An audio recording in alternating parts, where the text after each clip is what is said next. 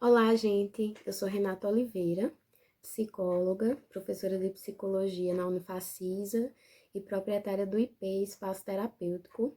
Estou aqui hoje a convite de Juliane, da Afetos, uma querida, né, que me convidou para falar um pouquinho sobre psicologia analítica, né, que é a perspectiva na qual eu atuo. Meu primeiro contato com psicologia analítica foi em 2007, na minha graduação em psicologia. No meu TCC eu trabalhei com psicologia analítica, no meu mestrado também, e espero fazer isso no doutorado, né? Vamos ver. Então, gente, o que é a psicologia analítica, né? A psicologia analítica ela é uma espécie de dissidência da psicanálise. Ela foi criada por Carl Gustav Jung, né, que nasceu em Kessel, na Suíça, em 1875. E aí ele foi filho único, filho de pastor luterano, né? Então ele teve acesso a uma formação erudita desde muito cedo, contato com a filosofia, a história, a teologia, a botânica, com línguas também, né? Estudo de línguas. Aos 6 anos ele já sabia falar, ele já sabia 6 idiomas, inclusive alguns idiomas antigos, como latim, grego, hebraico.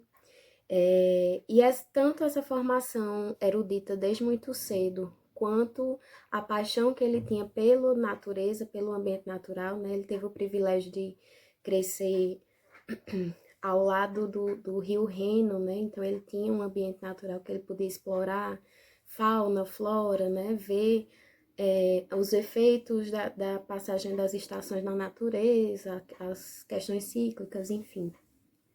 E tudo isso, todo esse contato com esses saberes, né, levaram Jung a escolher a medicina como formação, né? E aí ele se formou em medicina e escolheu a psiquiatria como área de atuação. Desde muito jovem ele se tornou um psiquiatra renomado. E em 1900 ele teve contato com a obra de Freud, de Sigmund Freud, A Interpretação dos Sonhos, onde ele ficou muito impressionado com os conceitos de recalque, né? Com a própria ideia de inconsciente que Freud estava começando a desenvolver ali, né, naquela época, e que respondia a muitas das indagações que o próprio Jung encontrava dentro da sua prática clínica, dentro da sua profissão. Em 1903 ele retomou essas leituras, né? E aí, entre esse período e 1907, que foi quando ele conheceu Freud, ele acompanhava a produção de Freud, mandava cartas, né? Como era muito comum na época os autores se comunicarem e debaterem sobre seus conceitos, suas obras através de cartas. E aí, nesse primeiro encontro com Freud, em 1907, eles passam 13 horas seguidas conversando, né? Em um debate acalorado, porque Freud estava ali naquele movimento de consolidar a psicanálise, e Jung seria uma ótima aquisição, né? Porque ele já era um psiquiatra famoso, tinha um prestígio social, né? Porque era casado com uma moça da aristocracia, a Emma Jung vinha de uma família da aristocracia suíça. Como havia já um incipiente antissemitismo, né? O fato de Jung ser ariano também é difícil a gente olhar para trás e ver isso hoje, né? Mas seria um ponto positivo para a psicanálise. Além do fato de Jung ser um profissional assim de um arcabouço teórico, histórico, antropológico, mitológico, muito grande, né? E um epistemólogo também muito competente. A gente vê muito essa coisa, esse dom de epistemólogo dele no livro Psicologia do Inconsciente, onde ele vai trazer ideias de Freud, Adler e depois a dele. E aí eles começaram essa relação, né?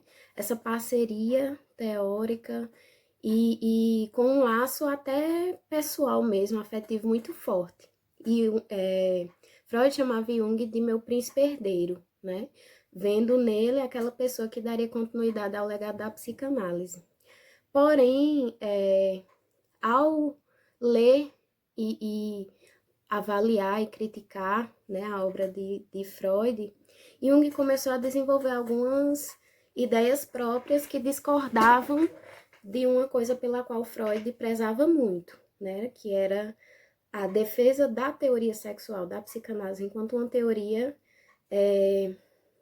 de base sexual, né, inclusive tendo o conceito de libido como um conceito-chave ali, né? A chave, a libido, enquanto essa energia sexual. E Jung já começou a perceber que a libido, para além de sexual, tinha outras facetas, outras características, outras naturezas. E aí, ao trazer esse debate para Freud, essa perspectiva de Jung não foi bem aceita, né? Eles começaram a discordar, né? E havia também uma questão meio de ego ali, talvez, né? De não conseguir, de Freud enquanto autoridade, né? Ter uma certa dificuldade em rever conceitos, ou enfim, voltar atrás, ou, enfim, fazer esse movimento de revisar a própria teoria, né? Eles terminaram, isso que era uma discordância teórica, terminou se transformando em algo muito mais forte, e depois de uma viagem que eles fizeram para os Estados Unidos em 1910, né, para algumas conferências em Massachusetts, Jung lançou um texto chamado Metamorfoses e Símbolos da Libido, que saíram no Brasil no volume 5 das obras completas, né? Esse texto está aqui. Claro que ele foi revisto, revisitado e reeditado várias vezes até chegar a esse formato. Mas aqui está a base do texto que meio que rompeu definitivamente essa relação entre Freud e Jung. Rompimento esse que o abalou muito, ele teve uma crise, ele passou um tempo muito mal, porque Freud, quer queira, quer não, ele discordasse ou não, era uma figura de inspiração, né? Uma espécie de mentor para ele. E se a gente fosse falar assim do início da psicologia analítica, seria basicamente com o lançamento desse texto, né? Que não é o primeiro dele, mas que é o primeiro que traz o que de diferente tem a psicologia analítica. Uma crítica muito grande que Freud tinha a Jung é que ele queria investigar fenômenos que não tinham uma explicação científica, né? E aí que estavam ali no limite da ciência, né? Quase caindo para o ocultismo. E Freud era muito avesso a isso, né? Enquanto Jung queria investigar esses fenômenos, queria trazer esses fenômenos para o conhecimento científico. Tanto que em seguida ele investigou desenvolvendo, né, essa ideia das metamorfoses e símbolos da libido, quando ele traz esse conceito de símbolo, né, de imagem, de arquétipo, ele vai investigar como, ao longo da história humana, né, a gente foi produzindo recorrentemente alguns símbolos, algumas ideias, algumas imagens muito semelhantes, né?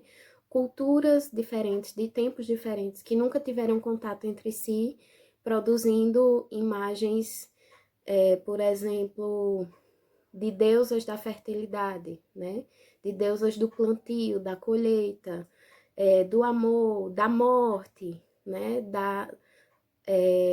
Da puberdade, né? Do amadurecimento, da união, da guerra. Então, experiências humanas que foram vividas muito recorrentemente, elas se tornam, elas abrem caminho para que essas ideias elas sejam reproduzidas quase que naturalmente, né? Elas abrem caminhos neuronais, digamos assim, para que mesmo em tempos diferentes, culturas diferentes, algumas ideias elas com roupagens diferentes, mas no núcleo duro delas, elas permaneçam as mesmas, né? Que seriam os arquétipos.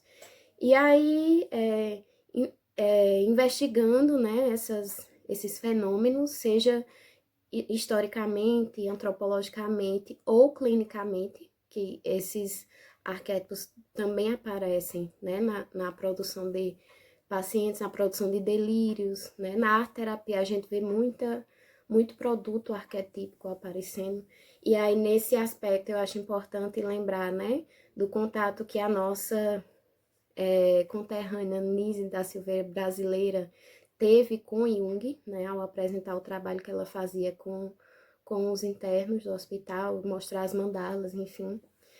E aí a psicologia analítica começou a observar essa faceta, né, da produção humana, seja da produção artística ou produção religiosa, ou mesmo produção num contexto de alguma patologia, enquanto movimentos de integração, né, do eu, né? Ele vai usar a palavra self para falar desse eu mais primitivo, mais original e mais nós mesmos, né? O si mesmo junguiano, que é basicamente na integração desses aspectos, né, do si mesmo, de como, por exemplo, os arquétipos da ânima, do ânimo se manifestam em nós, como a gente lida com a sombra, né?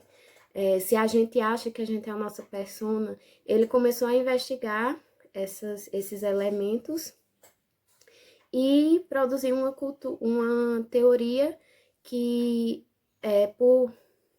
segundo o pensamento positivista, né, ficou muito à margem do que daquela objetividade, frieza, neutralidade que o positivismo previa, mas que na década de 1970 e 80 teve um boom muito grande, né? Depois da cultura New Age, tal, foi retomada essa bibliografia de Jung, que foi ótimo, porque a gente tem acesso às obras hoje, talvez graças a essa retomada, e termina sendo uma teoria bastante atual, né? Às vezes eu estou relendo alguma coisa e eu leio um trecho e eu digo, caramba, a gente tá em 2020, mas parece que esse trecho foi escrito ontem, ou semana passada, sabe? Porque, de certa forma, ele foi um visionário, né? Ao tratar temas, por exemplo, como a sincronicidade, que ele chama de princípio das conexões acausais, né? Que é aquela ideia de que muito pouca coisa é coincidência, né? Que existem energias aí circulando no inconsciente coletivo, que às vezes a gente acessa com o inconsciente individual, através dos sonhos, das associações, dos sintomas, enfim. Eu falei assim rapidamente, é uma teoria extremamente rica, né? Extremamente complexa, muito complexa. Eu falei superficialmente de alguns termos, né? Como o arquétipo, como o inconsciente coletivo, como a própria sincronicidade, que são termos de uma compreensão muito que demanda muito cuidado, que demanda muita reflexão, né, para a gente entender. Mas como a ideia aqui é apresentar, é abrir portas, né? Eu espero que tenha sido instrutivo. E além do primeiro livro que eu indiquei, e do livro que tem o texto que fundou a psicologia analítica, quem quer começar a conhecer a teoria de Jung, pode começar por esse, né? Que é o famosíssimo O Homem e Seus Símbolos. Inclusive, saiu uma edição nova com a capa preta toda linda, maravilhosa também. E a partir do momento em que vocês encontrarem a psicologia analítica, a cabeça da gente faz assim, né? Porque a gente começa a pensar a história, a pensar os transtornos psicológicos, a pensar muita coisa de uma perspectiva diferente, né? De uma perspectiva mais ampla e que nos desafia a sair um pouco daquele lugar de conforto, daquela zona de conforto da ciência, né? Do 2 mais 2 é 4, né? Então é isso, eu espero que vocês tenham gostado. Eu amo falar sobre psicologia analítica e como ela é tão pouco vista, eu acho que eu tenho um dever ético de sempre que possível trazer, né, compartilhar isso com vocês, certo? Um grande abraço, fiquem bem.